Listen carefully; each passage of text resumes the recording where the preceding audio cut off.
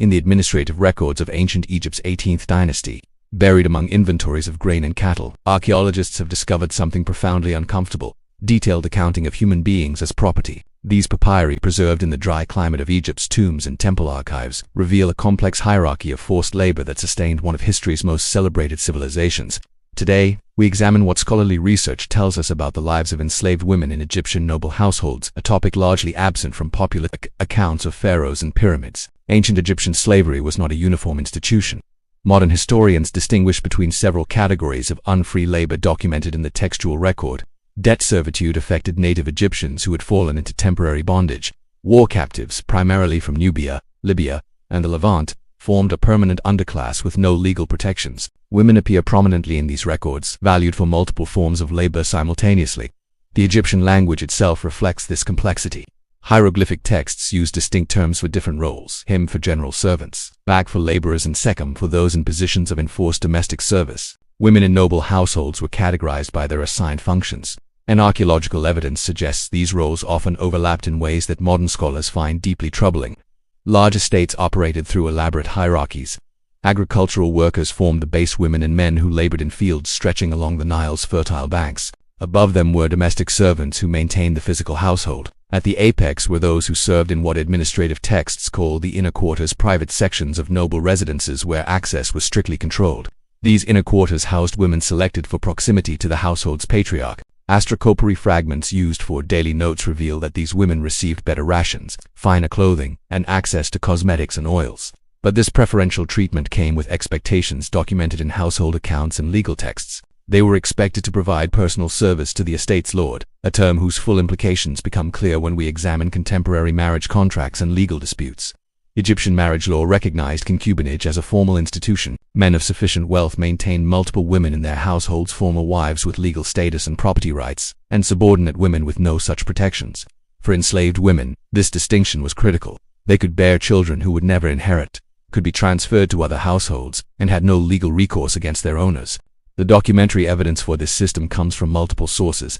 Estate inventories list enslaved women by name, age, and assigned role. Legal texts address disputes over ownership and inheritance of slaves. Personal letters between nobles casually reference the management of household slaves. Temple records document women donated to religious institutions. Taken together, these sources paint a consistent picture of systematic control. One particularly revealing source is the papyrus Wilbur from the reign of Ramesses V. This administrative document catalogues estate holdings with remarkable detail, including lists of enslaved workers organized by gender, age, and function. Female slaves significantly outnumbered males in household contexts, suggesting their labor was considered particularly valuable for domestic operations. Archaeological evidence supports the textual record. Excavations of noble estates at sites like Dia el Medina and Amana have revealed distinct quarters within large residences, segregated spaces with controlled access. The architectural layout suggests careful management of household populations, with private chambers adjacent to servants' rooms in ways that facilitated the system described in written sources. Medical papyri add another dimension. Documents like the Kahun gynecological papyrus discuss contraceptive methods and treatments for reproductive health issues. But other texts make clear these measures were selectively applied. Former wives had access to pregnancy prevention. Enslaved women typically did not. The demographic implications are sobering. Enslaved women bore children who increased their owners' property holdings. The scale of this system was substantial. During the New Kingdom, Egypt's military campaigns in Nubia and the Levant produced thousands of captives. Royal records from pharaohs like Thutmose III document massive transfers of prisoners after successful campaigns. These captives flowed into the households of nobles, temples, and royal estates, creating what historians now recognize as one of the ancient world's most extensive slave systems. What distinguished Egypt from some other ancient societies was the systematic nature of this exploitation. Romans and Greeks also practiced slavery, but Egyptian administrative culture produced detailed documentation. We don't just know slavery existed, we can reconstruct its mechanisms, trace individual lives through multiple documents, and understand the bureaucratic apparatus that sustained it. This brings us to a critical question. Within this system of total control, was there any space for human agency? The papyrological record occasionally preserves glimpses of individual women navigating the system that enslaved them. These fragments are rare. Enslaved people rarely generated their own written records, but when they appear, they reveal sophisticated strategies for survival within impossible circumstances. Consider the case documented in Papyrus Lansing, an administrative text from the 20th dynasty. It references a woman named Takat, originally captured in a Nubian campaign, who rose to become supervisor of female servants in a high official's household. The document doesn't explain how this elevation occurred, but the pattern appears elsewhere in the archaeological record.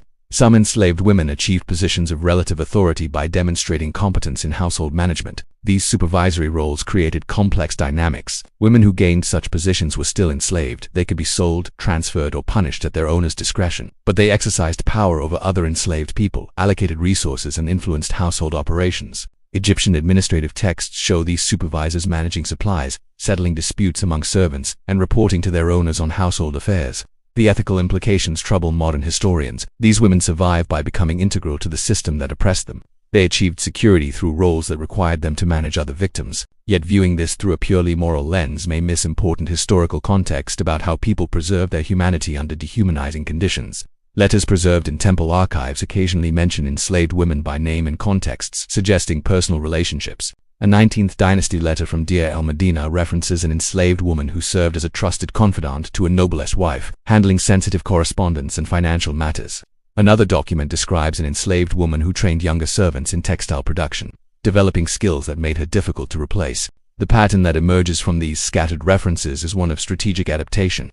Some women cultivated specialized knowledge literacy in multiple languages, medical skills, expertise in cosmetics and perfumes that increased their value and complicated their owners' calculations about how to use them. The hieratic script of administrative documents sometimes reveals women serving as translators, particularly for households dealing with foreign trade or diplomatic correspondence. Children born to enslaved women occupied ambiguous positions. Egyptian law recognized them as their father's offspring, but their inheritance rights depended entirely on their father's decision to formally acknowledge them. Some papyri document enslaved women's children receiving education, skilled trade, apprenticeships, or even grants of freedom. Others show them simply absorbed into the enslaved workforce, their paternity legally irrelevant. This created a particularly cruel dynamic. Bearing a master's child offered no guarantee of better treatment, but it created potential leverage. Evidence suggests some women attempted to secure advantages for their children by emphasizing the children's connection to their father's lineage. Legal texts record disputes where enslaved women petitioned for their children's recognition, not always successfully, but frequently enough to appear in the documentary record. The system's long-term sustainability depended on the reproduction of enslaved populations. Demographic analysis of estate records shows that large households maintained their workforce partly through natural increase. This meant enslaved women's reproductive capacity was economically valuable to their owners, creating grotesque incentives that shaped how these women were treated. Yet within these constraints, some women apparently accumulated forms of informal power. A fascinating document from the reign of Ramesses XI describes an estate dispute where an enslaved woman's testimony was considered credible by adjudicating officials. She had managed household accounts for decades and possessed information about property transfers that no other witness could provide. Her knowledge, accumulated through years of service, gave her a voice in a legal proceeding, though she remained enslaved afterward. These cases represent exceptions, not norms. For every documented instance of an enslaved woman achieving relative security or influence, countless others left no trace in the historical record beyond inventory lists and population counts. The vast majority experienced only the brutality and degradation the system was designed to produce. Modern Egyptology has been slow to confront this aspect of ancient Egyptian society. Popular fascination with pyramids and pharaohs has overshadowed serious examination of the human cost of Egypt's grandeur. Recent scholarship has begun addressing this gap, with historians like Janet Johnson and Rosalind Park producing important work on slavery and gender in ancient Egypt. Understanding this history matters. The monuments that attract millions of tourists annually were built by a civilization that systematically exploited human beings. Acknowledging this doesn't diminish Egyptian achievements in architecture, mathematics, or medicine. It contextualizes them. It reminds us that human progress has rarely been evenly distributed, and that magnificent civilizations have coexisted with profound injustice. The women whose experiences we've examined today deserve to be remembered not as footnotes to Egypt's glory, but as human beings who endured, adapted, and sometimes found ways to preserve their dignity within a system designed to destroy it.